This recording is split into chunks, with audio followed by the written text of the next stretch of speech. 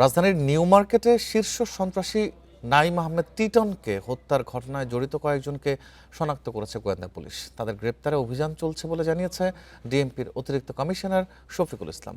হত্যাকাণ্ডের নেপথ্যে নিজেদের কোন্দল নাকি প্রতিশোধ খতিয়ে দেখছে পুলিশ। 4 জনের নামসহ অজ্ঞাত কয়েকজনকে আসামি করে মামলা করেছেন নিহতের বড় ভাই।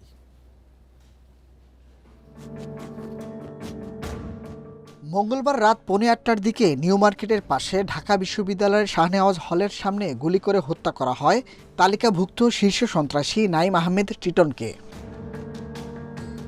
টিটনের বড় ভাই খন্দকার সাইদ আক্তার রিপন মামলায় অভিযোগ করেন, বসিলার গরুর হাটের ইজারা নিয়ে দ্বন্দ্বেই টিটনকে হত্যা করা হয়েছে। এজাহারে বলা হয়, আরেক শীর্ষ সন্ত্রাসী ইমামুল হাসান হেলাল ওরফে পিচি হেলালের সাথে টিটনের বিরোধ চলছিল। গোয়েন্দা পুলিশ বলছে, আধিপত্য বিস্তারের দ্বন্দ্বে টিটনকে হত্যা করা হয়েছে। হত্যায় জড়িত কয়েকজনকে এরই মধ্যে শনাক্ত করা হয়েছে। আমরা যেটা প্রাথমিকভাবে করতেছি যে এলাকার আধিপত্য নিয়ে ঘটনা ঘটছে, আমরা প্রাথমিকভাবে কয়েকজনকে চিহ্নিত করেছি। আমরা তাদের ব্যাপারে সূত্রপত্র সংগ্রহ করতেছি। ইনশাআল্লাহ এটা আমরা খুব সহজেই হত্যাকাণ্ডের রহস্য উদ্ঘাটন করতে পারবো এবং যারা এর জন্য দায়ী তাদেরকে আমরা আইনের আওতায় নিয়ে আসবো। বিশ্লেষকরা বলছেন, জুলাই অভ্যুত্থানের পর জামিনে বেরিয়ে আবারও তৎপর শীর্ষ সন্ত্রাসীরা।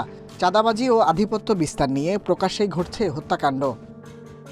শীর্ষ পর্যায়ের অপরাধীদের অপরাধ করার সাথে অধিকাংশ অপরাধের ক্ষেত্রে আমরা দেখি রাজনৈতিক শক্তি বা সহযোগিতার একটা সম্পর্ক থাকে। কোনো রাজনৈতিক ব্যক্তি যাতে এই অপরাধীদের আশ্রয় প্রশ্রয় বা সহযোগিতা করতে না পারে বা না করে, এই নিশ্চয়তা কিন্তু সরকারের পক্ষ থেকে নিশ্চিত করা প্রয়োজন।